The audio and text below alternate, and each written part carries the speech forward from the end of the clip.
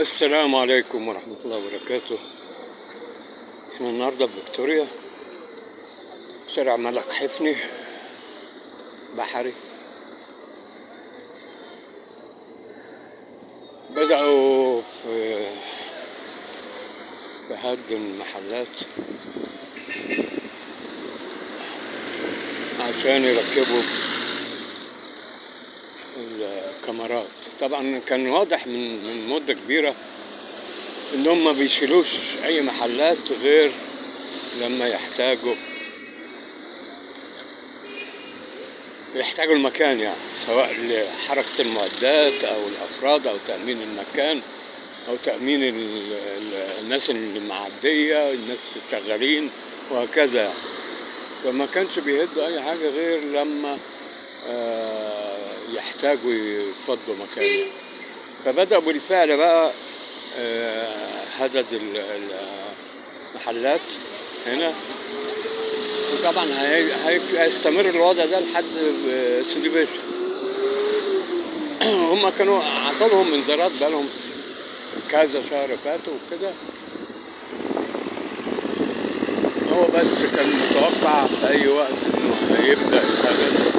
فعلا بدأ امبارح او اول امبارح، وافتكر كمان امبارح جزء، وفي قدام هنا برضو بدأوا.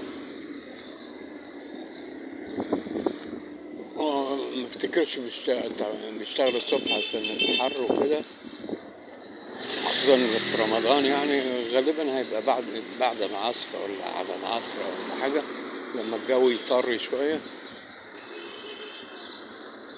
فطبعا ده مفاجأة، كانت ناس كتيرة في تساؤلات كتيرة، امتى هيشيلوا المحلات دي، امتى هيشيلوا المحلات. هو معروف ان هتتشال يعني، لكن امتى حسب احتياج المشروع الفعلي للمكان. لان هو ما يقدرش يعني، بص الأعمدة جاهزة على تركيب الكاميرات، فما يقدرش يركب كاميرات على الوضع الحالي كده، لازم يبقى فضا قدامها عشان يبدأ يشتغل في تركيب الكاميرات. وطبعا الكاميرات شغالين، خلصوا بين توسن وابوير وبين المنظرة والعصافرة في المنطقة دي برضو، وبين سيدي بشر ومحطة ميامي، مترو ميامي الجديدة برضو خلصوا. فهم شغالين يعني منطقة. فغالبا ده بقى ايه، جه وقت منطقة فيكتوريا كتركيب الكاميرات يعني. بيشطبوا فيها لحد محمد نجيب، لحد محطة محمد نجيب اهو. فتقريبا على وشك انها تجهز، فلازم قبل ما تجهز يكونوا وسعوا مكان عشان رفع الكاميرات تاخد مكانها.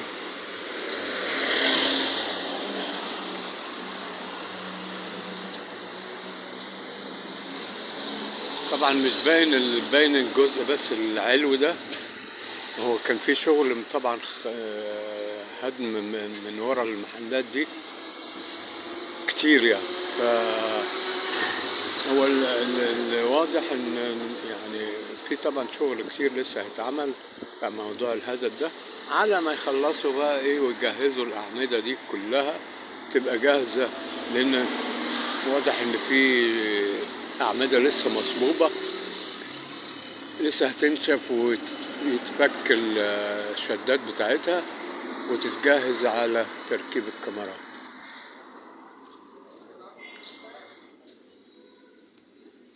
فربنا يسهل ونشوفوا ايه اللي هيحصل في الفترة اللي جاية. ده فيديو سريع كده، وهنتابع مع حضراتكم طبعا اللي جاي بعد كده ايه، ونشوفوا خطوة بخطوة اللي بيحصل. هنقول السلام عليكم ورحمة الله وبركاته، كل سنة وانتم طيبين ورمضان كريم.